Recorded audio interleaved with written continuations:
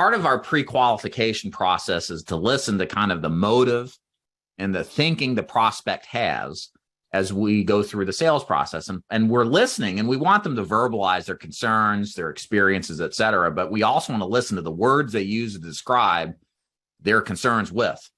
Like hearing what she said, like, this is how we do things.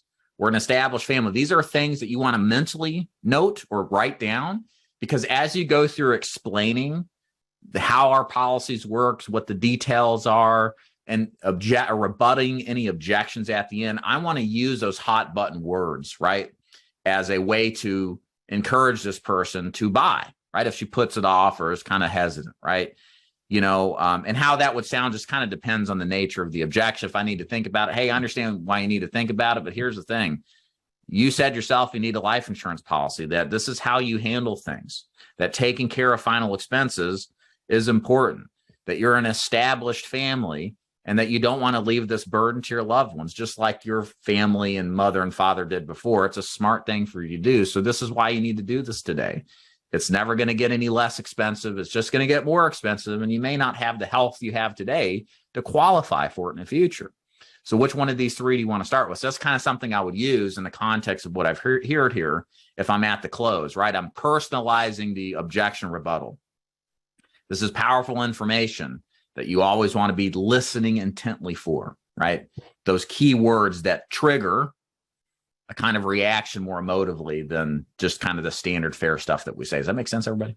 You have to play devil's advocate when you talk to somebody with insurance. It's like, especially whole life. Well, why would you want more? Is what I'm thinking. I'm busy. I got so many people to sell today. Why do I want to spend another moment on the phone with this person as far as them buying? That's how you have to kind of think. And that's why we ask this question: what do you want this new policy to do? And you can even inquire if they're giving you pushback. Well, hey, I got a question for you. So you got coverage. And I think she even said, Jared, you can correct me if I'm wrong, that she's got enough. Well, why would you need any more than what you got? You got to call them out. You need to be sold as much as they need to be sold. But you need to be sold on staying on the phone with the prospect. Why waste, again, 30 minutes or one extra minute when you don't have to, when there are plenty of people out there who want what you're selling, that will tell you what they got, that will give you the details, that'll be forthcoming, right? So these are the things you need to be thinking about. And I would call this like a mentality of abundance, right? There are tons of people who need what we got. We don't want to have a scarcity mindset to where we're just trying to beg from everybody to buy from us, right? That drives you nuts after a while. A trial close in sales is where you get the client to agree to some kind of terms, right? That they agree to something in principle. This is almost like a conceptual close is kind of how I phrase it. We're closing them and getting them to agree with us that they need and want this. And we're restating in so many words what they've said is important to them. So here's what I've heard so far. You said you're in this situation. You've got this, but you want to pause because of this, this, and this. And you think it's important because of this. Is this right? So again, I'm just kind of summarizing it.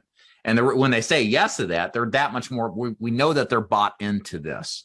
They believe in principle what it is that we're selling them, and that are going to be that much more ready and willing to buy.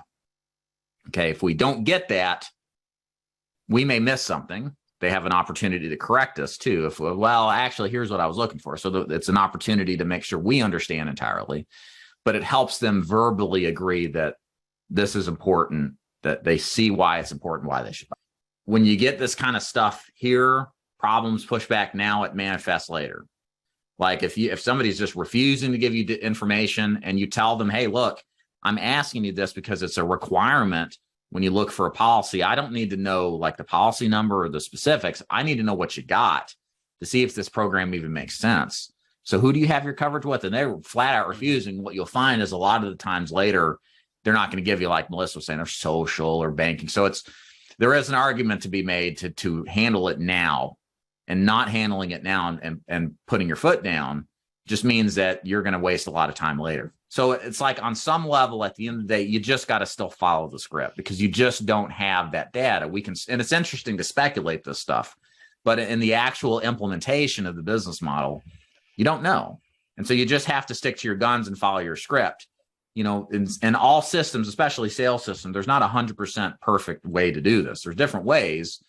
As long as it has a success rate that is reasonable and produces more income than the cost of doing business, it works. But you're going to get some deviations like this where it's like, how do you deal with it? It's hard.